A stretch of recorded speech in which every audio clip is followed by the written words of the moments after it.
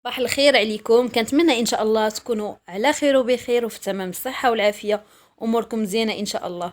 كي درتوا مع هذا الحجر الصحي بخير مرتاحين مهنيين ان شاء الله.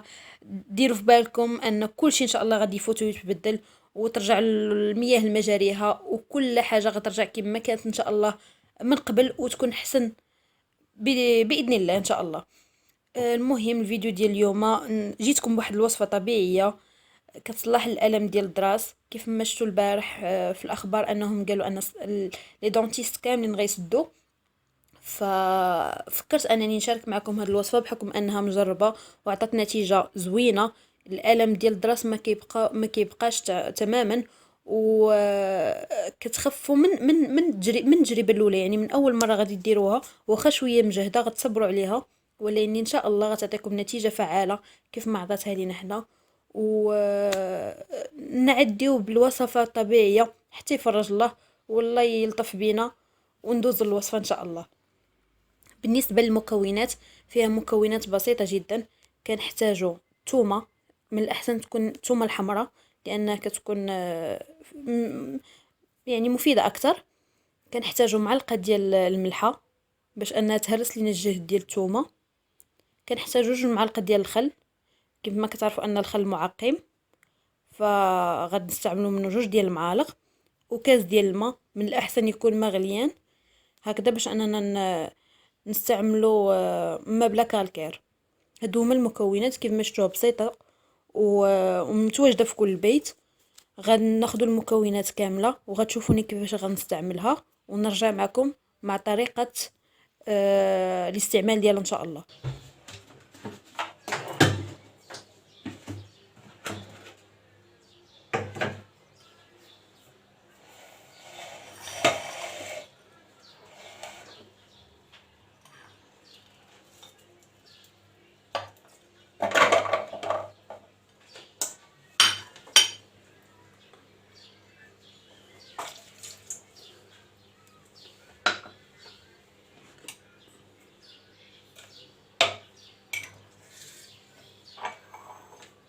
كاس ديال الماء اللي يكون طايب.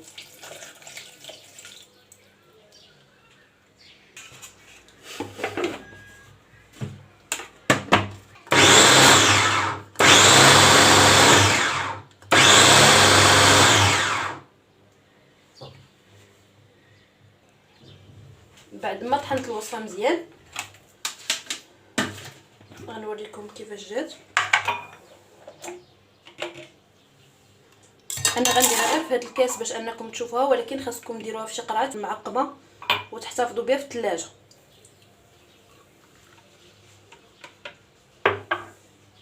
بالنسبه للطريقه ديال الاستعمال ديالها، وراه كل ماكله كتاخذوها كتمضمضوا بها تقريبا واحد نص دقيقه. بالنسبه للمذاق ديالها راه مجهده بزاف، يعني الا كان عندكم شي مشاكل في اللثه راه كتحرق.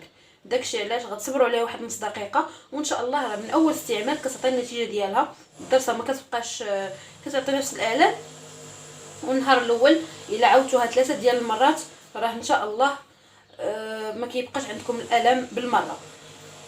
النهار الاول اللي غادي تاخذوها فيه ما تاخذوش فيها ما تاخذوش في داك النهار مشروبات ساخنه ومشروبات بارده. ما تاخذوش شي ماكله اللي تكون حاره، وما تاخذوش ماكله اللي تكون بارده بزاف، لان هادشي اصلا كيف كيجهد الالم. الوصفه كتبقى 3 ايام، احتفظوا بها في الثلاجه 3 ايام ومضمضوا بها، وكل مره حسيتوا بالالم استعملوها لان المقادير بسيطه.